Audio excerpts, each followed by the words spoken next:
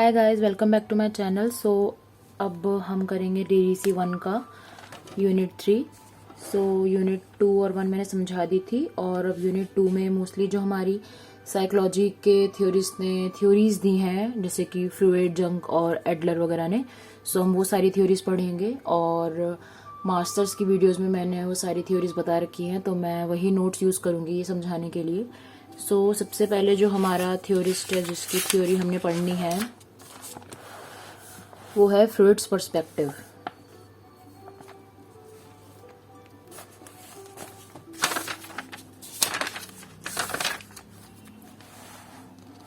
तो सबसे पहली थ्योरी है psycho analytical approach which was given by Sigmund Freud in 1900, and he tried to analyze the root cause of behavior and feelings by exploring the unconscious mind and the conscious mind's relation to it। ठीक है, सो जो Sigmund Freud थे उन्होंने basically ये बताने की कोशिश करी थी कि जो हमारा अनकॉन्शियस है वो काफ़ी ज़्यादा इफेक्ट डालता है और हमारे जो भी हम कॉन्शियसली करते हैं, और जो हमारा अनकॉन्शियस है वो ह्यूमन बिहेवियर को काफ़ी अफेक्ट करता है। ठीक है, और उन्होंने ये भी बताया था कि जो पर्सनैलिटी है it has 3 types, id, ego, super ego. और पर्सनैलिटी की 2 इंस्टिंक्चुअल ड्राइव्स होती हैं, which is Eros and Thanatos. So Eros is your sex drive या फिर जो लाइफ इंस्टिंक्ट होती है हमारी वो, and Thanatos is your destroy वाली जो आपकी ड्राइव होती है वो। ठीक है, सो थेनोस, इसलिए उसका नाम थेनोस रखा हुआ था, डिस्ट्रॉय होता है क्योंकि इसका मीनिंग। सो जो आपका कॉन्शियस पार्ट है that is your ego, and it tries to constantly clash with the unconscious which is your id and super ego. ठीक है, इड आपका कॉन्शियस पार्ट होता है, और जो ईगो आपका कॉन्शियस पार्ट होता है, and id and super ego is your unconscious part. And he also said that human nature is dynamic. ठीक है, सो उन्होंने स्ट्रक्चर्स दिए थे, तो जो डायनामिक या स्ट्रक्चरल मॉडल है उसमें आता है आपका id, ego, super ego. So id has your all primitive needs, sexual desires and aggressive impulse. Ego is your concern with reality और logic, and super ego is your subconscious. ठीक है, तो ये डायनामिक बताया था इन्होंने, दिखा भी है, ये इन्होंने डायनामिक के बारे में बताया था। और ये यहाँ पे जो टोपोग्राफिक मॉडल है ये उन्होंने बताया था ऐसे बना के कि मान लो एक वाटर है, उसमें एक आइसबर्ग है, और आइसबर्ग जो आपका ये नीचे दबा हुआ है ये आपका 90% है जो आपका बनता है सब कॉन्शियस और अनकॉन्शियस से, और जबकि जो आपका कॉन्शियस है वो आपका 10% ईगो है, यही आपका बाहर रहता है। जबकि जो आपका ये 90% पार्ट है ये आपको पता भी नहीं है कि ये सब कॉन्शियस और अनकॉन्शियस में क्या क्या आपका घुसा हुआ है। ठीक है, सो जो आपका सब कॉन्शियस है which is your super ego, it consist of 10 to 15% of your mind, where जो आपका इड है it consist of 75 to 80% of your mind, and it is in unconscious. ठीक है, सो कॉन्शियस हो गया तुम्हारा ईगो, सब कॉन्शियस हो गया आपका सुपर ईगो, और अनकॉन्शियस हो गया आपका इड। सो कॉन्शियस होता है आपका जो आप बेसिकली अभी कर रहे हो, थिंकिंग एट द टाइम या moment. Example, if you are reading a book और if you are watching a video, so this is what your state of mind is at right now, which is your conscious state.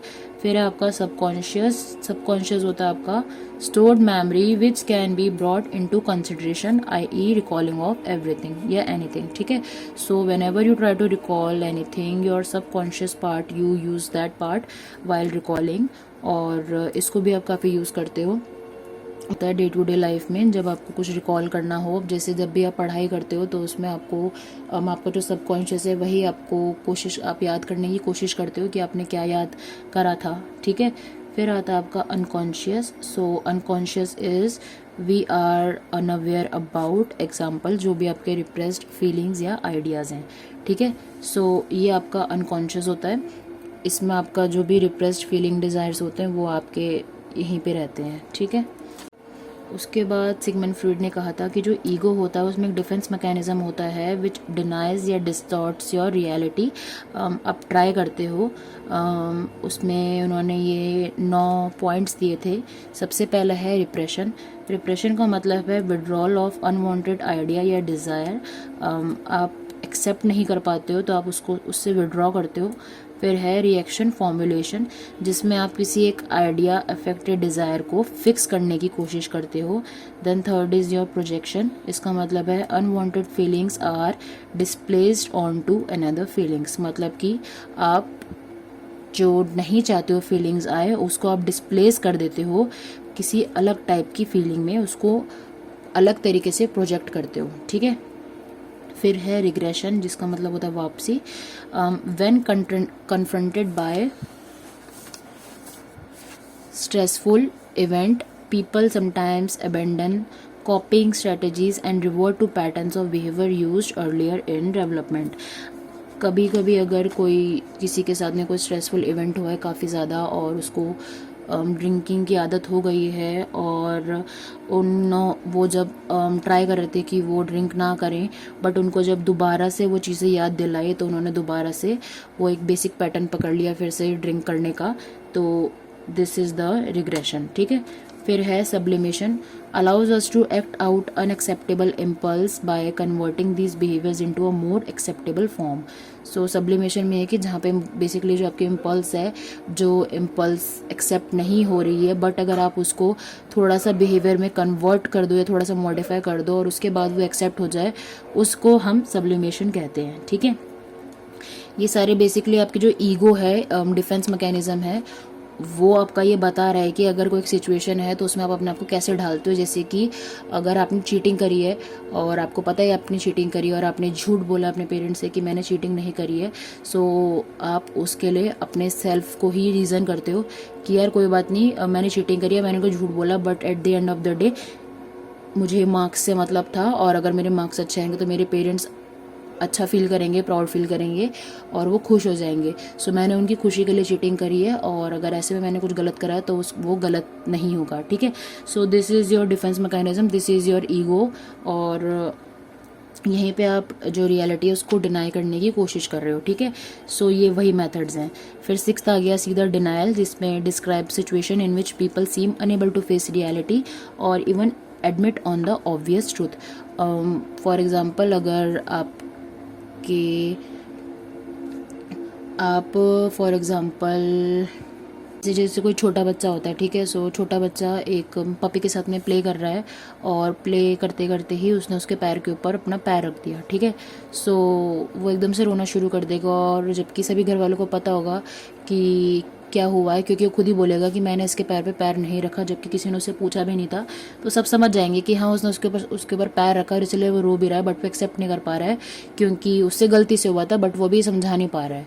तो यहाँ पे वो complete denial के state में चला जाएगा, so as to protect his self, ठीक है। फिर है rationalisation, rationalisation is a safe and reasonable explanation but threatening cause of behaviour, ठीक है।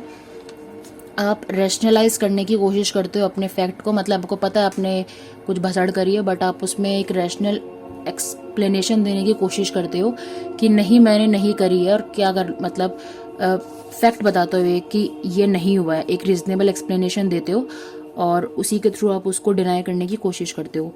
एट्थ है displacement, displacement is taking out frustration feeling and impulse on people less threatening. आप एक तरह से जो आपका फ्रस्ट्रेशन फीलिंग और इम्पल्स है उसको डायरेक्ट नहीं बट थोड़ा सा डिस्प्लेड तरीके से इनडायरेक्ट वे में लोगों पे निकालने की कोशिश करते हो, ठीक है। नाइन्थ है थोड़ा टॉन्ट टाइप में, नाइन्थ है intellectualisation, avoiding to think about stressful emotional aspect of situation. ये मोस्टली लोग यूज़ करते हैं इंटेलेक्चुअलाइजेशन, जिसमें वो अवॉइड करते हैं सोचना किसी स्ट्रेसफुल या इमोशनल एस्पेक्ट का, किसी भी सिचुएशन का, ताकि मतलब क्योंकि इसका कोई सेंस नहीं होता है at the end of the day. अगर आप कितना भी किसी भी चीज़ के बारे में आपको बुरा लगे या फील कर लो, आफ्टर अ पॉइंट आपको समझ आ जाता है कि no matter how much you weep और how much you think about that situation, वो वापस नहीं आएगी, और whatever has happened in the past और whatever will happen in the future, and right now this is your present, and past has happened, future will take time to happen. So जो भी आपका होना था वो हो गया है, तो अब जो प्रेजेंट में आप बुरा फील कर रहे हो वो आपके साथ में हो नहीं रहा है, बस आपकी जो मेमोरीज और इमेजिनेशन है उसकी वजह से आपको बुरा फील हो रहा है। So it's not the surrounding और द सिचुएशन जो आपको भी प्रॉब्लम क्रिएट कर रही है, it's you, your own memories, your own imagination. So try to think of something else और try to be more positive, क्योंकि प्रेजेंट ही है जो मैटर करता है। प्रेजेंट में ही आप अपने सिचुएशन को अपने कंट्रोल में ले सकते हो। ठीक है, रोल ऑफ काउंसलर मास्टर्स में था, यहाँ पे नहीं पूछा हुआ है तो इसको आप मत पढ़ो, और गोल वगैरह भी नहीं है। इन्होंने सिर्फ यहाँ पे बेसिक उनकी जो प्रैक्टिस है उसके बारे में पूछा हुआ था। टेक्निक्स के बारे में भी आप पढ़ सकते हो। सो टेक्निक्स है आपका फ्री एसोसिएशन, जिसमें आप उनको बताने देते हो पहले अनकॉन्शियस में कि वो क्या सोच रहे हैं, और उसके बाद उनका जो कॉन्शियस है उसके प्रेजेंट से उनको कनेक्ट करने की कोशिश करते हो। ठीक है, फिर है ड्रीम एनालिसिस। ड्रीम एनालिसिस में आपके 2 एस्पेक्ट आते हैं, जिसमें आप उनके ड्रीम को समझते हो, वो जो बता रहे होते हैं उसमें जो लेटेंट का मतलब होता है आपका जो हिडन मीनिंग है उसको आप समझने की कोशिश करते हो, और जो वो भी रेगुलर बेसिस पे आपको वो ड्रीम बताते हैं कि मुझे आज ये सपना आया, मुझे आज ये सपना आया, तो इससे आप उनके जो अनकॉन्शियस है उसको समझने की कोशिश करते हो। ठीक है, फिर है एनालिसिस ऑफ ट्रांसफेरेंस। सो इसमें क्या करता है, जो क्लाइंट होता है वो अपना रिस्पॉन्स बताता है काउंसलर को as if he was the papa या मम्मा ऑफ द काउंसलर। और इसमें क्या होता है, 2 रोल होते हैं इसमें एक तो ये आता है कि जो क्लाइंट है वो जो काउंसलर है उसका पापा मम्मा या भाई बहन कुछ भी, मतलब जिसमें वो कंफर्टेबल है, आप उसका वो उस जिससे भी, मान लो वो टॉमी भी बन सकता है उसका। अगर क्लाइंट के पास में उसका डॉगी था और वो उसकी वजह से बहुत परेशान है कि मेरे डॉगी की डेथ हो गई है, और वो उससे बात करके ही हल हो सकती है, तो वो काउंसलर को एज अ डॉगी भी देख सकता है, और काउंसलर भी एज अ डॉगी वहाँ पर सिर्फ बैठ सकता है, उसकी बात सुन सकता है, जिससे उसका मन हल्का हो जाए और वो अच्छा फील करे। ठीक है, ये। और फिर है लास्ट में इंटरप्रिटेशन। इसका मतलब है जो काउंसलर है वो क्लाइंट को सब समझाता है कि आपके साथ में क्या हुआ और क्या नहीं हुआ। ठीक है, so this is psycho analytical approach of Sigmund Freud. Next is आपकी एडलरियन अप्रोच को हम फेमिनोलॉजिकल अप्रोच भी कहते हैं। So Alfred Adler attempts to view the world from clients subjective frame of reference. Example, how life is in reality is less important than how the individual believes life to B.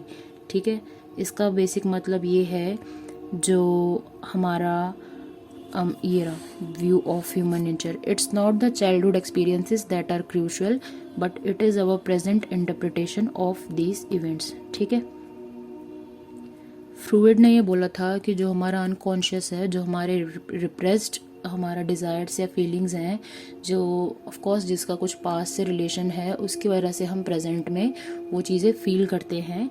जबकि जो Alfred Adler है उसने ये कहा था कि what has happened, और childhood experiences उतने क्रूशियल नहीं हैं, बट हमारा जो प्रेजेंट इंटरप्रिटेशन है उससे हम क्या सीखते हैं वो ज़्यादा ज़रूरी है। ठीक है, उन्होंने बोला जो लोग हैं वो primarily are motivated by social interest, और happiness and success are largely connected with social connectedness.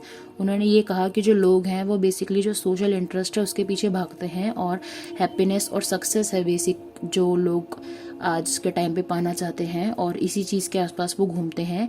And people strive to be successful, each person strives for growth and has a need for wholeness. If this need is fulfilled the person develops a superiority complex, otherwise the person can develop inferiority complex. ठीक है, सो जो एल्डरिन approach थी उसका view point ये था, और उन्होंने यहाँ पे ये कहा कि जब हमारे पास में अनरियलिस्टिक या अनअटेनेबल गोल्स होते हैं जो हमको सेल्फ डिफीटिंग बिहेवियर की तरफ ले जा सकते हैं, डिस्करेजमेंट की तरफ ले जा सकते हैं, और उस टाइम पे फिर हमारा क्या होता है, अब हमने एक अनरियलिस्टिक गोल रख लिया और हमने उसकी तरफ ज़्यादा काम भी नहीं करा, तो उसकी वजह से क्या होगा, हम खुद ही डिमोरलाइज होते जाएंगे, और अगर फर्दर वैसा ही रहा तो हम न्यूरोसिस, साइकोसिस, substance abuse, criminal behaviour, suicide भी अटैम्प्ट कर सकते हैं। ठीक है, सो ये चीज़ उन्होंने कही थी कि अगर आप प्रेजेंट में कुछ करते हो, बेसिकली आप चाहते हो कि आप सक्सेसफुल बनो, आप सोसाइटी से इन्फ्लुएंस होते हो, सोशल इंटरेस्ट से इन्फ्लुएंस होते हो, you want to be successful, you want to grow and you want wholeness, अगर आप ये कर लेते हो तो बहुत अच्छी बात है। और सुपेरियॉरिटी कॉम्प्लेक्स भी आ जाता है, वैसे तो नहीं, but if in case superiority complex आ जाता है, बट अगर आप फिर ये नहीं कर पाते हो तो फिर आपको बुरा भी लगता है और इन्फीरियॉरिटी कॉम्प्लेक्स भी आप फेस कर सकते हो। इन्होंने साइकोलॉजिकल पोजीशंस दी थी और ये हमको पढ़ने की ज़रूरत नहीं है क्योंकि ये काउंसलर मतलब ये मास्टर्स का है, तो इसमें सिर्फ उनका बेसिक व्यू पॉइंट ही पूछा हुआ है, तो ये मैंने बता दिया है, ठीक है।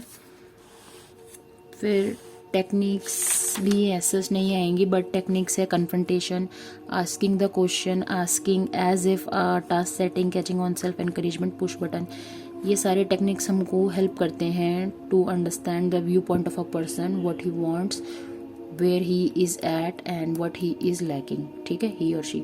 सो ये सारे हमारे जो टेक्निक्स है उस तरफ इशारा कर रही हैं। सो फ्रीड और एडलर को पढ़ने के बाद में जिस थ्योरिस्ट के बारे में बात करी गई है वो है यंग। सो यंग का पर्सपेक्टिव भी पढ़ते हैं।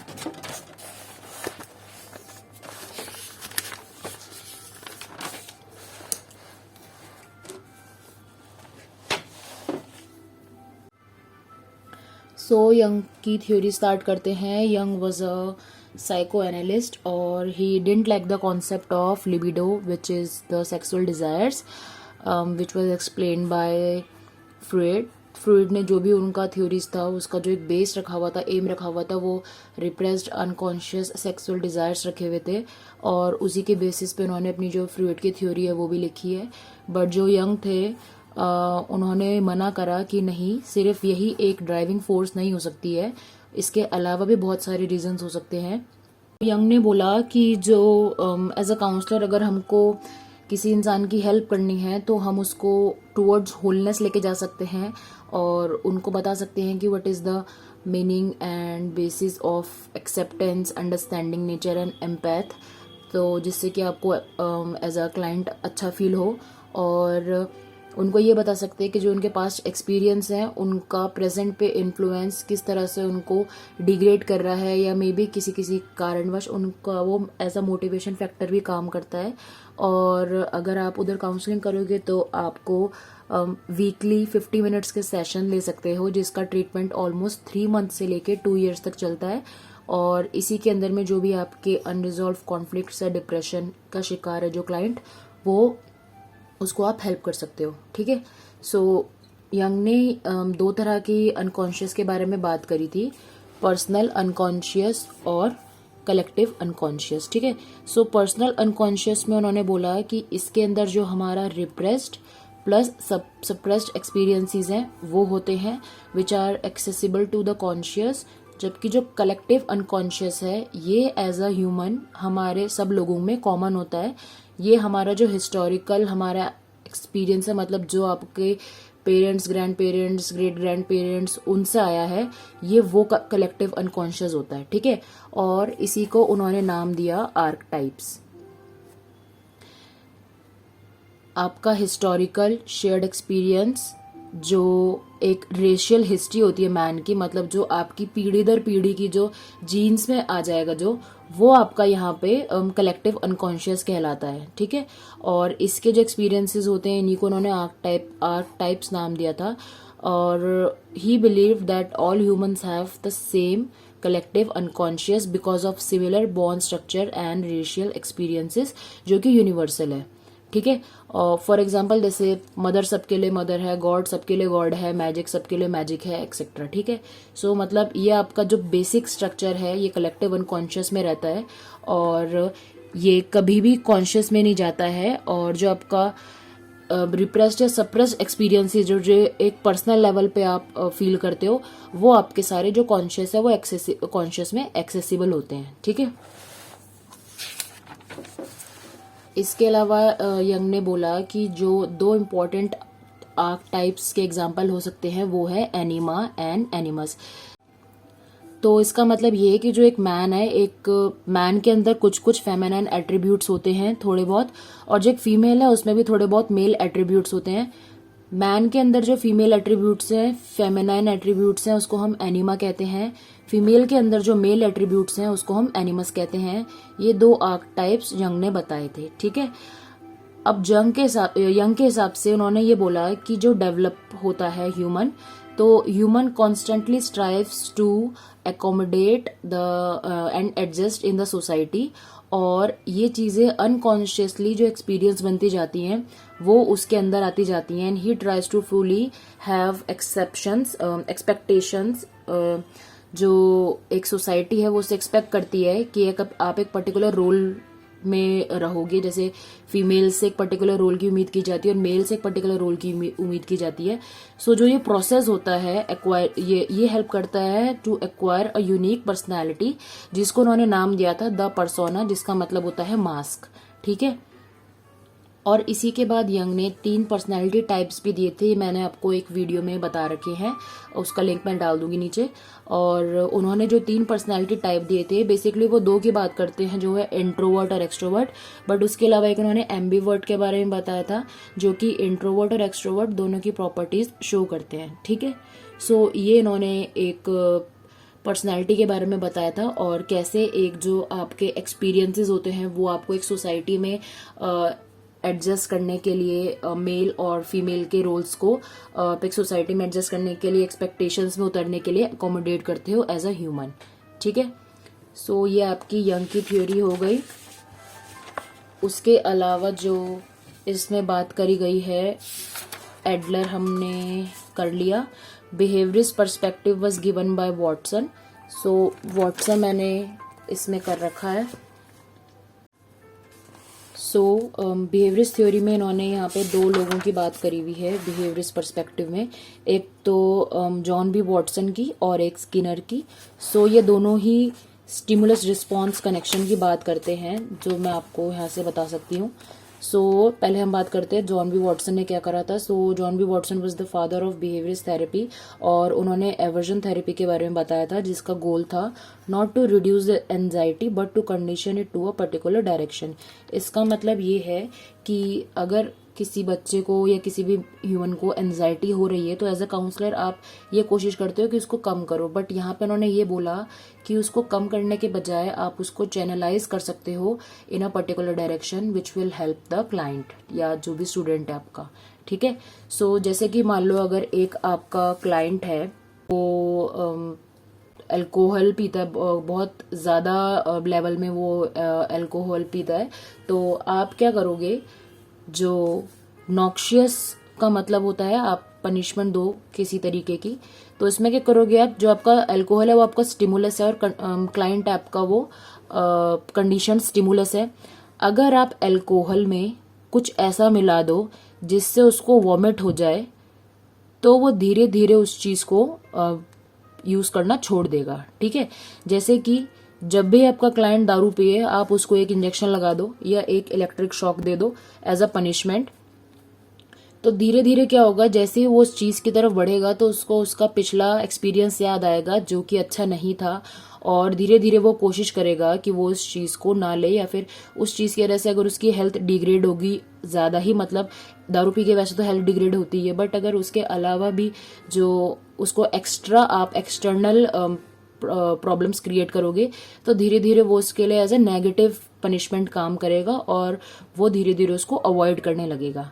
ठीक है, सो ये आपका हो गया कंडीशन स्टिमुलस, और नॉक्शियसनेस के बढ़ाने के लिए आपका हो गया अनकंडीशनल स्टिमुलस, जो आपकी पनिशमेंट थी वो, और इससे आपका आएगा डिजायर्ड रिजल्ट।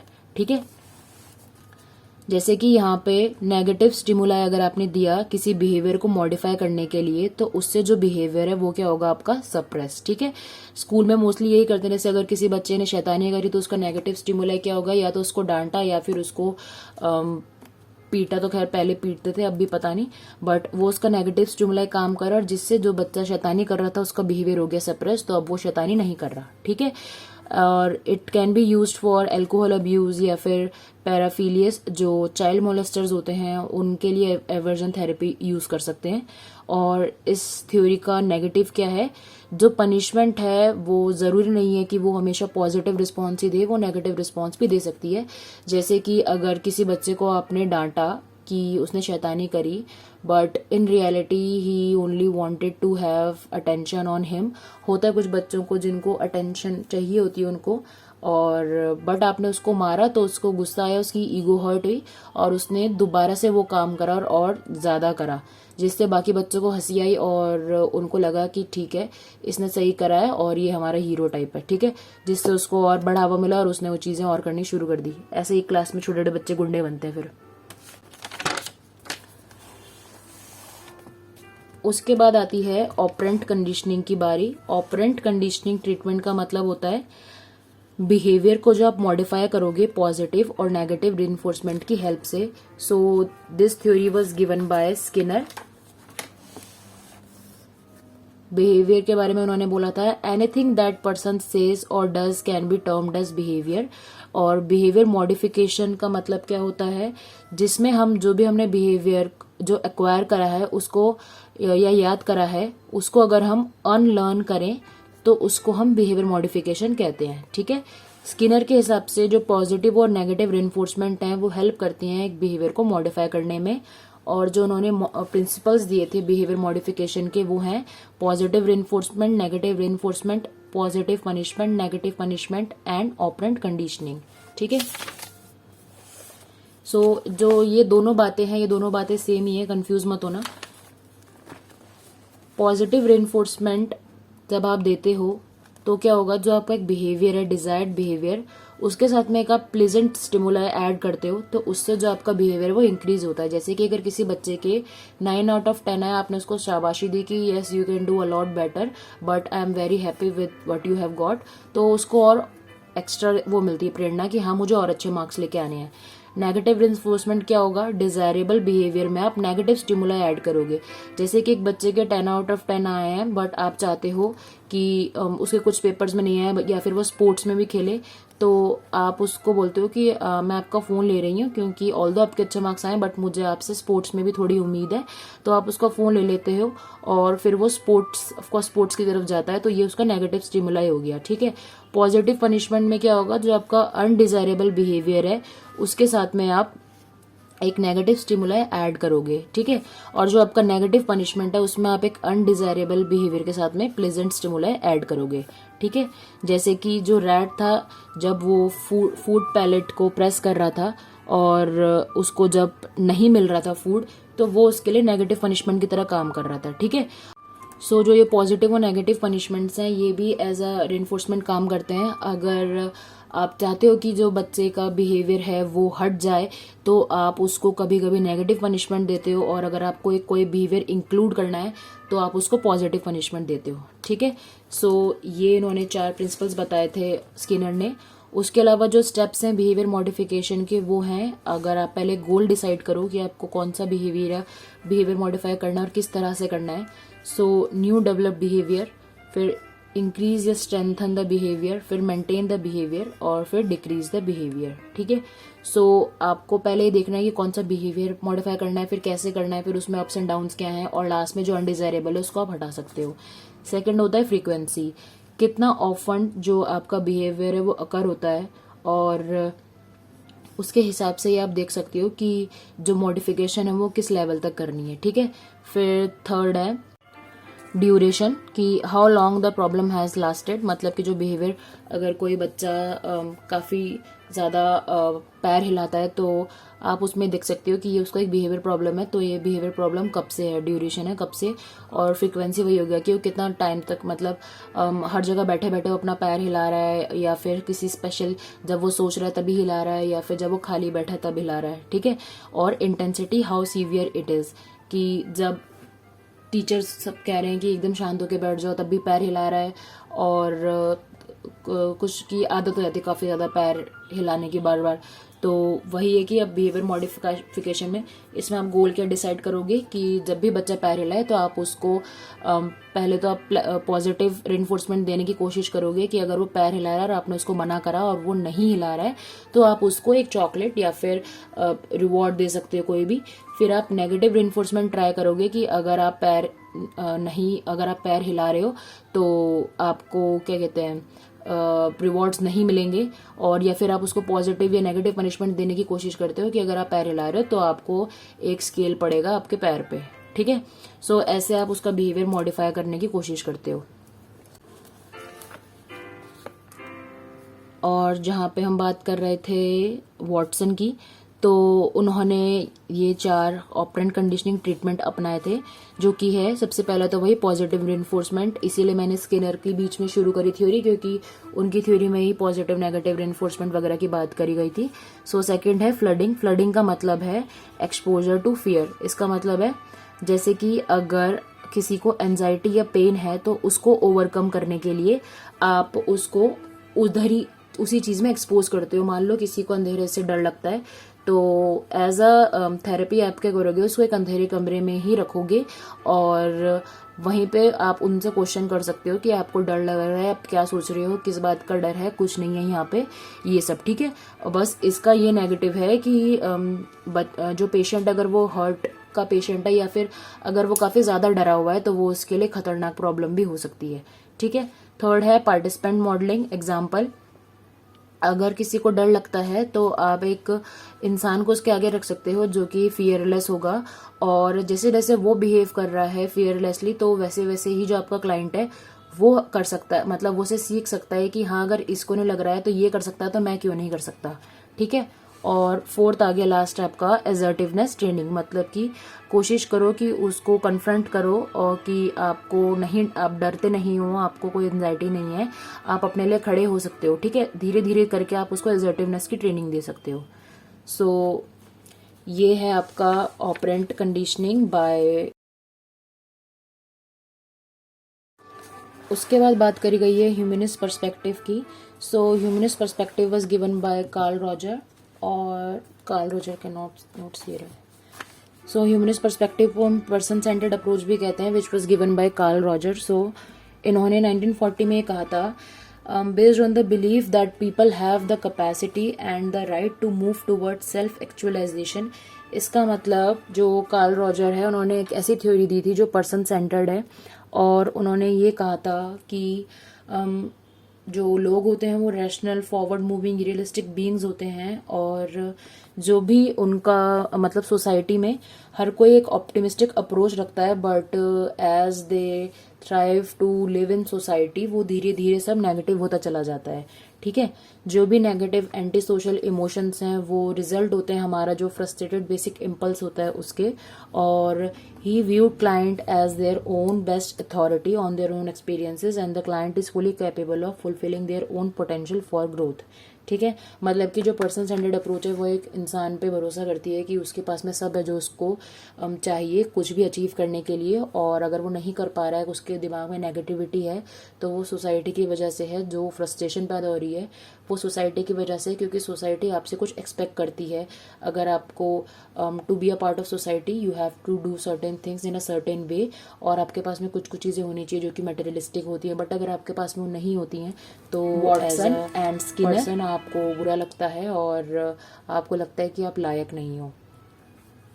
सो कार्ल रॉजर के हिसाब से he believe that the people are essentially good, positive, forward moving, constructive, realistic, trustworthy, and as infants we all are born with it, but with experience we may lose our connection with it। ठीक है।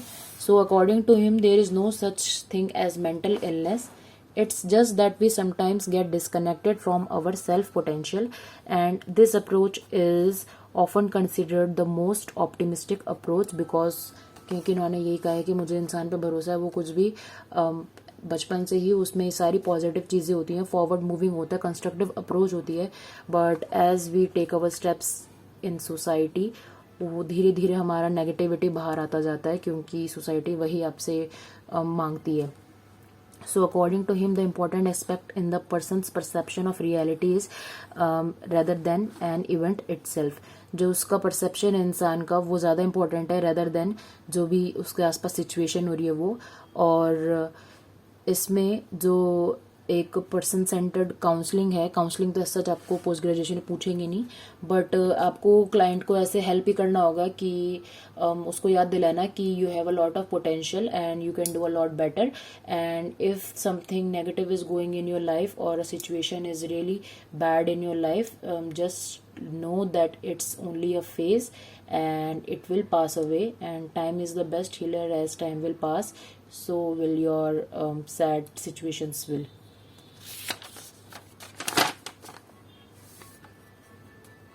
इसमें techniques हैं 3 जो आप लिख सकते हो. So first technique is unconditional positive regards. मतलब कि आपको उनको पॉजिटिव रिगार्ड देना है, अनकंडीशनल. यू शुड नॉट जज your client and you should always help the client. और हमेशा ही जो आपका क्लाइंट है he should be free to explore और whatever he wants to feel. कभी भी उसको बाउंडेशन नहीं देनी है कि आपका टाइम ख़त्म हो गया, अब आप इसके बारे में बात नहीं करेंगे. और एम्पैथिक अंडरस्टैंडिंग होनी चाहिए. और ऐसा नहीं होना चाहिए कि आप सिर्फ 2 बातें लिख के उनको बोल रहे हो कि ठीक है मुझे इसके बारे में और बात नहीं करनी या फिर व्हाट्सोएवर. उनको पता होना चाहिए कि वो किसी सही जगह पे ही एक ट्रस्टवर्दी इंसान को अपनी सारी बातें बता रहे हैं. प्लस लास्ट में आपका है कि कॉन्ग्रुएंसी होनी चाहिए. इसका मतलब कि क्लाइंट को लगना चाहिए कि जो आपका काउंसलर है वो ऑथेंटिक है और जेन्युइन है और जो आपका रिलेशनशिप है वो काफ़ी ट्रांसपेरेंट है. Only then the client will be able to trust you. ठीक है. सो ये आपका ह्यूमनिस्टिक पर्सपेक्टिव है. इसके बाद यूनिट 3 में बात करी हुई है एग्जिस्टेंशियल पर्सपेक्टिव की. So existential approach was given by Rollo May. और ये रही. So this was given by Rolome and it was a philosophical approach that is not designed to cure people but instead help the client to reflect and search for value and meaning in life. ठीक है. इसका मतलब ये है कि जो ये theory है एग्जिस्टेंशियल अप्रोच, नाम से ही समझ जाओ, इसमें वो ये हेल्प नहीं करते हैं कि आप इंसान को ठीक कैसे करोगे, बल्कि वो इसमें ये देखते हैं कि जो इंसान का लाइफ का मीनिंग और वैल्यू है वो रिफ्लेक्ट कराने की कोशिश करते हैं. ठीक है. So he believe that individuals can only be understood in terms of their subjective sense of self. Sense of self की बात कर रहे हैं वो कि अगर इंसान को अपने बारे में पता है तो बहुत अच्छी बात है, नहीं पता है तो वो हेल्प करते हैं इंसान को उसके बारे में समझाने में कि अंदर से आपको क्या चाहिए और क्यों आपको प्रॉब्लम हो रही है जो भी आप किसी सिचुएशन में हो उसमें. तो this theory is concerned with people's loss of faith in values. Life will be empty and meaningless. So इसमें उन्होंने बोला है कि human beings form their lives by the choices they make and focus on freedom of choice and actions are based on the choices. ठीक है.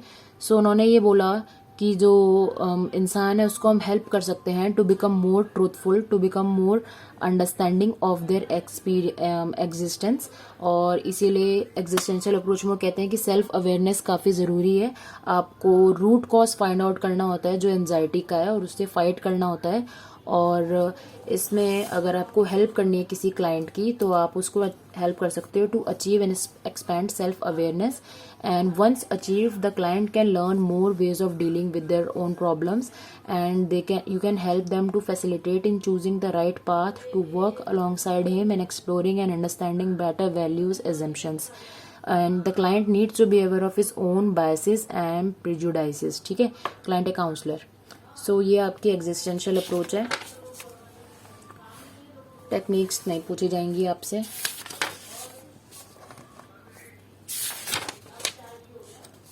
So yes, ये आपका हो गया है यूनिट 3. अब हमारा ब्लॉक 2 स्टार्ट होगा which you can see in next video. Bye.